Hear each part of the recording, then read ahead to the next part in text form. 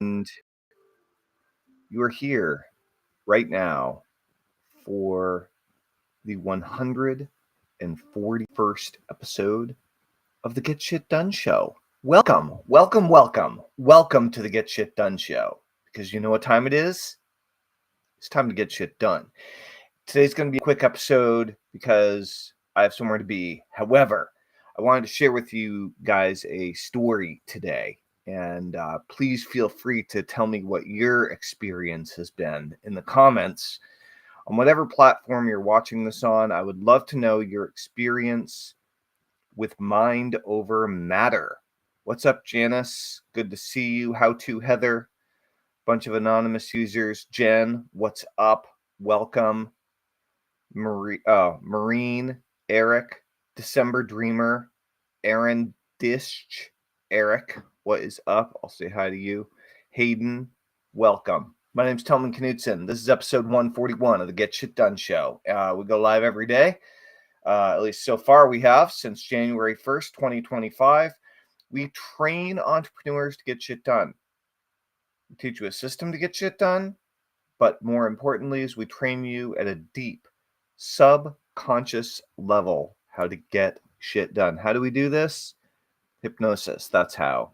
I've been a hypnotist for 25 years. In college, I studied peak performance in athletes and altered states of consciousness, brain waves, cross-cultural shamanism. I wanted to continue my work. One of the things that I encountered while I was in college was hypnosis and self-hypnosis.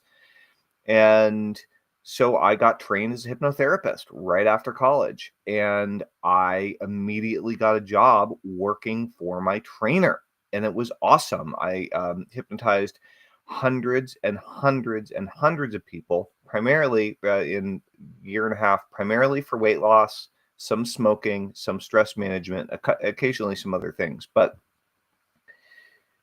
that's not my mind over matter story. My mind over matter story starts far earlier. And when I was born with a condition. It's a bone condition in my femur bones. That's the bones that go from your hips down to your knees. And both of my femurs turned inward. They spiraled inward. And that gave me a condition called femoral antiversion. And it caused both of my feet to point in at roughly 45-degree angles. Needless to say, I got made fun of a lot for it. Kind of sucked, right? My feet were always pointing in. I was kind of tall and skinny and gangly and awkward, and my knees bonked together all the time. And it was a bummer. It was a bummer. It was a huge source of shame for me, I guess. And so I kind of dealt with that all growing up, right? And I would go into the hospital, and we'd get checkups done every year, and they'd talk about where things are at and what we need to do or not do or whatever. And we had never treated it. We had never done anything with it because most people grow out of it when they hit teenage years. Well, I didn't grow out of it when I hit teenage years, and when I hit high school and everything else, I had missed a couple of years of check-ins. And what had happened is, as I started getting a little older, my bones were starting to harden up, and they hadn't corrected themselves. And so there was a course of action. It was either live with my feet pointing in like this for the rest of my life, or break both of my legs, put flat brakes in both of my legs, turn them forward, and then put 8 to 10 pins in each leg. And so and then have to go 6 months to a year in braces, or in full casts, from the hips down, and then 6 months to a year in leg braces. And the interesting thing about this is, I joined Boy Scouts, and I was doing hiking with frame packs and that kind of stuff, despite my awkward legs. And cross-country running was not a particularly popular sport, but I didn't have any hand-eye coordination. I was not good at sports, And my buddy Matt, that I rode the bus with, convinced me at the end of my 8th grade year. He convinced me to try the cross-country running team. As he was like, "You're tall, you're skinny, you're not going to be playing soccer or doing anything like that, so you might as well give it a shot." And so I was the slowest guy on the team. But what happened was my first practice, I went and doing our warm up, and I remember we did a mile warm up, and then we were doing another round around the field because we didn't have a track. And for the first time, the endorphins kicked in, and I remembered this incredible sense of relief, of calm.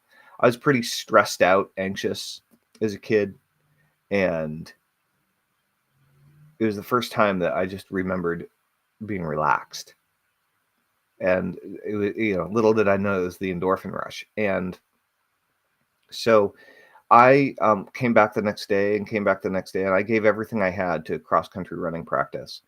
And I'm 2 weeks in, and that's when I go in for this appointment where they basically say, "You're going to have to live with messed up legs, or we're going to have to break them.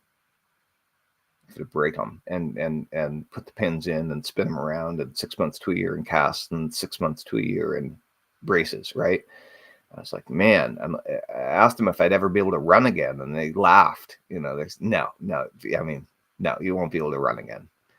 And so I went back to practice the next day, and I gave it everything I had. And the next day, and by the end of the season, some days I would run 7 miles to school, go through school, go to practice, and run home. By the end of my first season, I took all of my focus, all of my intention, everything that I had, and I put it into running. And by the end of that season, my coach, he called me over, Bill Bellion, it changed my life. He calls me over one day. He's like, this is when I was a kid, my nickname was Telly, right? I was like, Telly, come here. He pulls me over, and he says, "Have you looked at your legs?" I asked him what he was talking about, and he's like, "Your legs, they're straightening out." And I looked down, and sure enough, like my legs were straightening out, and I hadn't noticed because it happened very, very slowly. And due to this like concentrated effort and focus, and for several months, really putting everything I had into running, it literally bent my legs back forward, and it was kind of like a medical miracle situation. And it was my first experience of mind over matter, and it really changed the way I look at the world in terms of thinking, oh, like we really can accomplish anything if we decide to. And that's what I'd like to leave you with this evening, is we really can accomplish anything. You can accomplish anything if you fully commit to it. And if you'd like help doing that, then come on over to getshitdone.com, and I will help you do that. I'd love to help get you on the rails and get you moving in the right direction faster and stronger than ever before. So you can join at getshitdone.com. Check it out. My name's Tellman Knudsen. Follow me on whatever platform you're watching this on. If you like the story, we go live every day. Sometimes we go for an hour and a half, sometimes just a few minutes. Hopefully you found this inspiring, and I look forward to talking with you again soon. Thanks for showing up. Thanks for being here. Please share this video, and send me a message and say, "Hi, Catalyst. I am not a wrestler. I'm a runner." But thanks for asking. Curtis, what's up? Good evening. And good evening to everyone that's tuned in. All right, this is Tellman, over and out. See you guys tomorrow. Bye-bye.